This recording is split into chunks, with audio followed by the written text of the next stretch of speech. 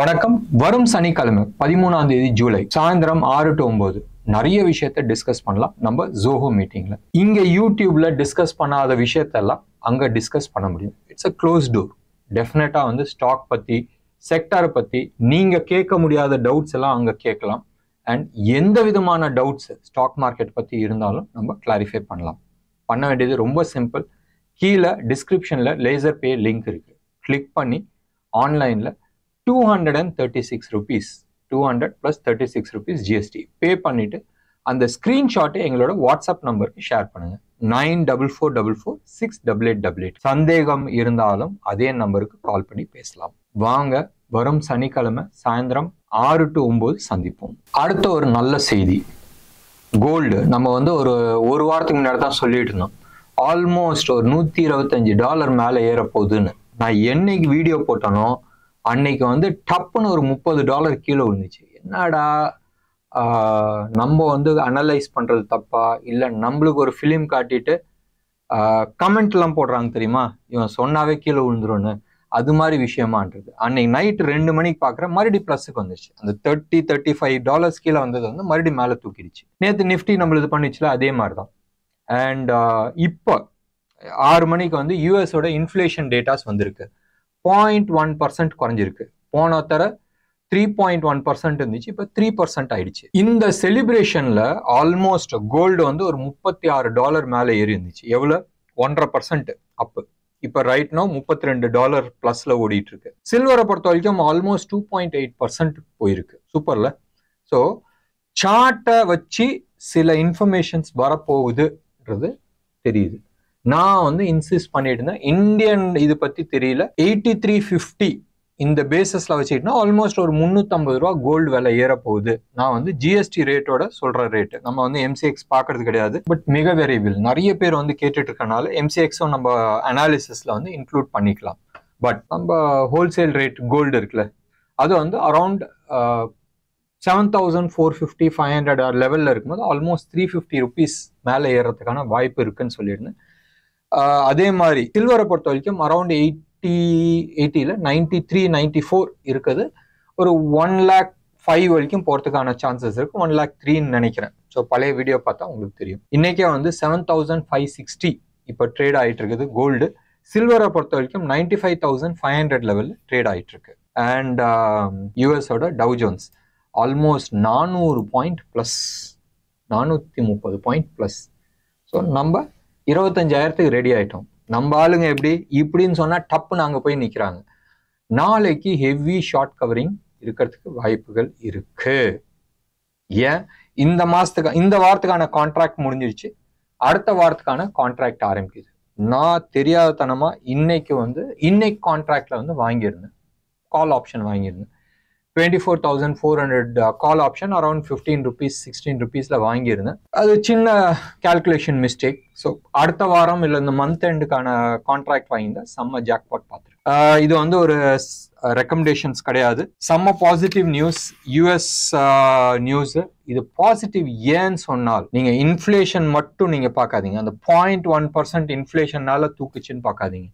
Interest rate cut பண்றதுக்கான நிறைய chances இருக்கு. நம்ம தலைவர் இருக்கார் தெரியுமா, யூஎஸோட ஃபெட் சேர்மன், அவர் சொல்லியிருந்தாரு, இன்ஃப்ளேஷன் இன்னும் கண்ட்ரோல் ஆகலைன்றது. எக்கானமி செம்ம ஸ்ட்ராங்கா இருக்கு, பட் இன்ஃப்ளேஷன் கண்ட்ரோல் ஆகலை, நான் டென்ஷன் எடுக்க மாட்டேன்ற மாதிரி சொல்லியிருந்தாரு. இப்போ ஆல்மோஸ்ட் இதே ட்ரெண்டு இப்போ ஜூன் மந்த்துக்கு வந்துருச்சு, ஜூலை ஆகஸ்ட்க்கு வந்துருச்சுனால் நிச்சயமா செப்டம்பர் மாசத்தோட மீட்டிங்ல இன்ட்ரெஸ்ட் ரேட் கட் பண்றதுக்கான சான்சஸ் இருக்கு. ஏன்னு சொன்னால் தலைவர் சொல்லியிருந்தாரு 0.5% 50 பேசிஸ் பாயிண்ட் கட் பண்ணதுக்கான சான்சஸ் இருக்குன்னு. ஸோ அடுத்தது டக்குன்னு 25 பண்ணலாம், இல்லை ஸ்ட்ரெயிட்டா 50 கட் பண்ணலாம். பண்ணா மார்க்கெட் பத்திட்டு போறதுக்கான சான்சஸ் இருக்கு. அடுத்த கேள்வி வரும், ஏற்கனவே மார்க்கெட் 100xல நிறைய இருக்கு, இன்னும் எவ்வளவு போகும்? பெட்ரோல் இருக்கிற வரைக்கும் மார்க்கெட் ஓட தான் செய்யும். மார்க்கெட்ல கேஷ் பம்பின் ஆக நிச்சயமா மார்க்கெட் மேல போதான் போகுது. இந்த ஒரு ரீசன்னால தான் கவர்மெண்ட் ப்ரோஆக்டிவா, மறுபடியும் நான் யூஸ் பண்ற வேர்ட் நீங்க பாருங்க, ப்ரோஆக்டிவா மார்க்கெட்ல எங்கெங்கெல்லாம் அந்த பலூன் பெருசாகுதோ அதெல்லாம் பஞ்சர் பண்ணி விட்டுட்டு இருக்காங்க. ஸ்மால் கேப்ல ஹெவி ஃபண்ட் வந்துட்டு இருக்கிறது டப்புன்னு பஞ்சர் பண்ணி விட்டாங்க. F&Oல பயங்கரமா போயிட்டு இருக்கனால அதுக்கான சில யுக்திகள் எடுத்துட்டு வந்தாங்க. 2 நாளைக்கு முன்னாடி வந்து சிபி வந்து எடுத்துட்டு வந்தாங்க. இந்த மார்ஜின் ஃபண்டிங்லாம் இருக்குல்ல, வால்யூம் ரொம்ப கம்மியா இருக்கிற ஸ்டாக்ஸ் எல்லாம் வந்து அதுக்கான மார்ஜின் ஃபண்டிங் எடுத்துட்டாங்க. ஒரு 400 ஸ்டாக்ஸ் தூக்கிட்டாங்க. ஒன்று. ரெண்டாவது, ரெகுலர் மார்ஜின் ஃபண்டிங் எவ்வளோ இருக்கோ அதை வந்து 10% குறைச்சிட்டாங்க. 10%னா முதல் 100 ரூபாய்க்கு வந்து 90 ரூபா கொடுத்துட்டு இருந்தாங்க மார்ஜின். இப்போ வந்து அது கொஞ்சம் குறைச்சிட்டாங்க. 80, 85 அப்படி குறைச்சிட்டாங்க. ஒன்று. ரெண்டாவது வந்து டெட் ஃபண்ட்ல போட்டுட்டு அந்த மியூச்சுவல் ஃபண்ட் எடுத்துட்டு வந்து இங்கே மார்ஜின் ஃபண்டிங் கொடுத்துருந்தாங்க. அதையும் தூக்கிட்டாங்க. ஸோ இது எல்லாமே எதுக்குன்னு சொன்னால், மார்க்கெட் கிராஷ் ஆகும் போதும் லிவரேஜ் எடுத்து பண்றாங்க இருக்காங்க தெரியுமா. இன்னைக்கு வந்து நிறைய பேங்க்ஸ், நிறைய என்பிஎஃப்சிஸ் நீங்க வந்து ட்ரேட் பண்றீங்கன்னு சொன்னால் 4 டைம்ஸ் லிவரேஜ் கொடுக்குறாங்க. இன்ட்ராடே கிடையாது, கேஷ் மார்க்கெட்ல இன்ட்ராடே கிடைக்குது. பட் மோஸ்டா பொசிஷன் எடுக்கிறதுக்கு வந்து 4 டைம்ஸ் கிடைக்குது நிறைய ஸ்டாக்ஸ்ல. இல்லைன்னு சொன்னாலும் ஒரு 3-4 டைம்ஸ், 3 டைம்ஸ் நிச்சயமா கிடைக்குது.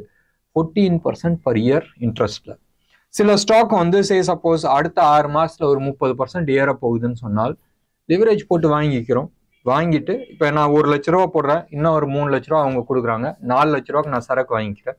இந்த 3 லட்ச ரூபாய்க்கு 14% போகுது, ரைட்? ஆனால் நம்ம 30% கொடுக்குறோம். அந்த 30%க்கு 15% ஷார்ட் டேர்ம் டேக்ஸ் பிளஸ் இங்கே இவங்களுக்கு வந்து ஒரு 6 மாசத்துக்கு வந்து அப்ராக்சிமேட்லி அபவுட் 7% போனாலும் நம்மளுக்கு வந்து லாபம் நிறைய இருக்கு.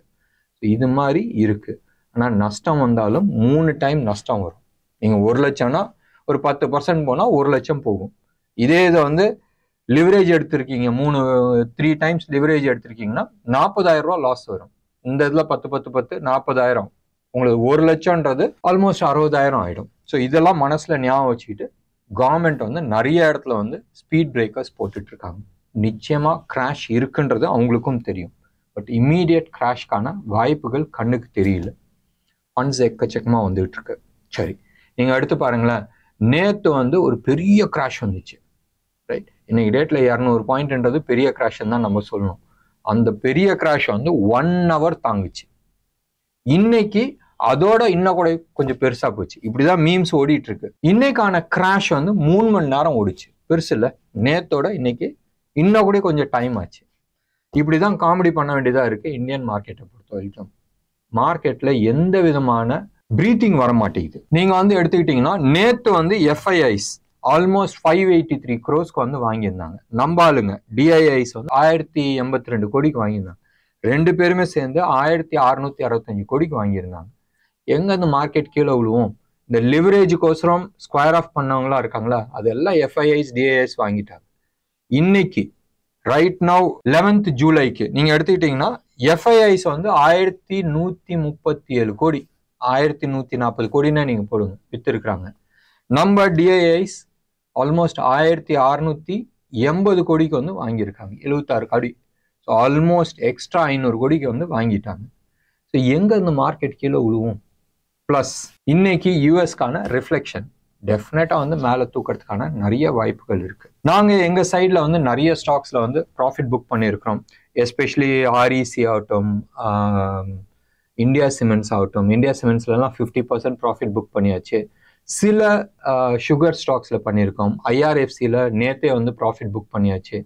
210 டார்கெட் சொல்லியிருந்தோம். 205 206ல வந்து முந்தா நேத்து எல்லாத்தையுமே வந்து ஸ்கொயர் ஆஃப் பண்ணியாச்சு. ஸோ மார்க்கெட்ல வந்து அந்த டார்கெட் லெவல் வந்தோடனே ஒரு புல் பேக் வருது. அண்ட் நாங்க அந்த புல் பேக்ல எக்ஸிட் பண்ணிடுறோம். ஏன்னு சொன்னால் ட்ரெயிலிங் ஸ்டாப் லாஸ் போட்டுட்டு இருக்கோம் அண்ட் ஸ்டாப் லாஸ் வந்து ஹிட் ஆகுது. நாங்க நிறைய ஸ்டாக் எக்ஸிட் பண்ணதுல வந்து ஜிஎம்ஆர் இன்ஃப்ரா, ஜைடஸ் லைஃப், இதெல்லாம் வந்து நல்ல ப்ராஃபிட்ல வந்தோம். ஆல்மோஸ்ட் 60-70% ஆஃப் தி பொசிஷன்ஸ் வந்து நாங்கள் ஸ்கொயர் ஆஃப் பண்ணியிருக்கோம். இதெல்லாம் ஏன் நம்ம பேசுகிறோம்னு சொன்னால், ஏற்கனவே நம்ம இந்த ஸ்டாக்கை பற்றி பேசியிருந்தோம், பை பண்ணி வச்சிருக்கிறோம்னு சொன்னோம். அண்ட் இதெல்லாமே வந்து எக்ஸிட் பண்ணியிருக்கிறோம் சொல்ல வேண்டியது கடமை, சொல்லியிருக்கிறோம். ஸ்டாக் ஸ்பெசிஃபிக்காக நிறைய பேச முடியாது. நான் சிபி ரிஜிஸ்டர்ட் அட்வைசர் கிடையாது. ஸோ நீங்கள் உங்களோட ஹோம்ஒர்க் நீங்கள் பண்ணீங்க. இன்னைக்கு மார்க்கெட் நீங்கள் எடுத்து பார்த்தீங்கன்னா 8.5 பாயிண்ட் மைனஸ். எது? ஸ்பாட். ஃபியூச்சர்ஸ் எவ்வளோ? 50 பாயிண்ட்ஸ் ப்ளஸ். எவ்வளோ ப்ரீமியம்? 90 points premium. இந்த டாப் 10 ஸ்டாக்ஸ் நான் சொல்ல தெரியுமா, ஆல்மோஸ்ட் எல்லா ஸ்டாக்குமே வந்து ப்ரீமியம்ல இருந்துச்சு. அண்ட் மார்க்கெட் புல்லிஷாக தான் இருக்குன்றது சார்ட் காட்டிச்சு. பேங்க் நிஃப்டியை பொறுத்த வரைக்கும் almost 180 points premium. Intraday swing வந்து எடுத்துக்கிட்டா 635 பாயிண்ட்ஸ் பேங்க் நிஃப்டி ப்ரீமியம்ல க்ளோஸ் ஆயிருக்கு 180 பாயிண்ட்ஸ் அண்ட் க்ளோஸ் வந்து 131 பாயிண்ட்ஸ்ல க்ளோஸ் ஆயிருக்கு. இன்னைக்கு வந்து டாப் பர்ஃபார்மர் நீங்க எடுத்துக்கிட்டீங்கன்னு சொன்னா மீடியா. ஆக்சுவலா அது பர்ஃபார்ம் கிடையாது. ஏன்னு சொன்னா ஏன் இது டாப் பர்ஃபார்மர்னா Sun TV heavy weight and அவன் வந்து 4% சம்பாதிச்சிருந்தாங்க. ஸோ அந்த இதனால அது வந்து மீடியா தான் வந்து இன்னைக்கு காட்டியிருக்கு. அடுத்தபடியா நம்ம எடுத்துக்கிட்டோம்னு சொன்னால் பேங்கிங் ஆகட்டும், கேபிட்டல் குட்ஸ் ஆகட்டும், சிமெண்ட் நல்லா பண்ணியிருக்கு, ஆயில் அண்ட் நேச்சுரல் கேஸ் நல்லா பண்ணியிருக்கு, mainly because of Hindustan petroleum and all those things.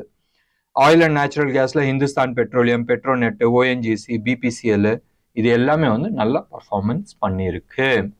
ஆட்டோல இந்த 2 ஸ்டாக் எப்பெல்லாம் சான்ஸ் கிடைக்குதோ அப்பெல்லாம் சக்குன்னு ஏறிட்டு இருக்கு. யார் 2 சொல்லவே வேணாம். டாடா மோட்டார்ஸும் டிவிஎஸ் மோட்டார்ஸும் சான்ஸே இல்லை. ஒரு 2 நிமிஷம் அப்படி பிரீத்திங் எடுக்குது, அடுத்தது மேலே தூக்குது. அப்படிதான் வந்து ஓடிட்டு இருக்கு. தீபக் நைட்ரேட் நம்ம வந்து ஒரு வாரத்துக்கு முன்னாடி நம்ம பேசியிருந்தோம். அந்த ஸ்டாக்கும் இன்னைக்கு டாப் பர்ஃபார்மரா இருக்கு. சிமெண்ட் செக்டார்ல Ambuja cement, India cements, Dalmia Bharat, Grasim, ACC, UltraTech இவங்களாம் வந்து பாசிட்டிவ் சைடில் இருந்தாங்க. அடுத்தது இந்த சைடு ஸ்டீல்ல Coal India, Tata steel, SAIL, Jindal steel, Hindalco positive. இது எல்லாமே நம்ம இதில் பை சைடில் தான் இருந்துச்சு. ஜோஹோ மீட்டிங் அட்டன் பண்ணவங்களும் சரி, யூடியூப்ல இருந்தவங்களுக்கும் தெரியும், இது நம்ம பை சைடில் தான் இருந்துச்சு. ஸோ நாளைக்கு எந்த விதமான ஓப்பன் எந்த லெவலு, டார்கெட் என்னது, நம்ம வந்து நிஃப்டி லெவல்ஸ் என்னது, ஓப்பன் இன்ட்ரெஸ்ட் இது எதுவுமே பேச வேணாம். நாளைக்கு அட்லீஸ்ட் ஒரு 100 பாயிண்ட்ஸ் கேப் அப் ஓப்பன் ஆகிறதுக்கான சான்சஸ் நிறைய இருக்கு. ஆஸ் ஆஃப் நவ் பார்க்கலாம். நாளைக்கு ஈவினிங் என்ன செட் ஆகுது அதுதான் வந்து அடுத்த வாரத்துக்கான ட்ரெண்டாக இருக்கிறதுக்கான வாய்ப்புகள் இருக்கு. ஞாபகம் வச்சுங்க, ப்ரீ பட்ஜெட் ரேலி இருக்குன்றது நம்ம எதிர்பார்த்தோம். லாஸ்ட் 10 வருஷத்துல வெறும் 3 தடவை தான் பட்ஜெட்டுக்கு முன்னாடியும் ரேலி, பட்ஜெட்டுக்கு பின்னாடியும் ரேலி இருந்தது. 3 தடவை தான்.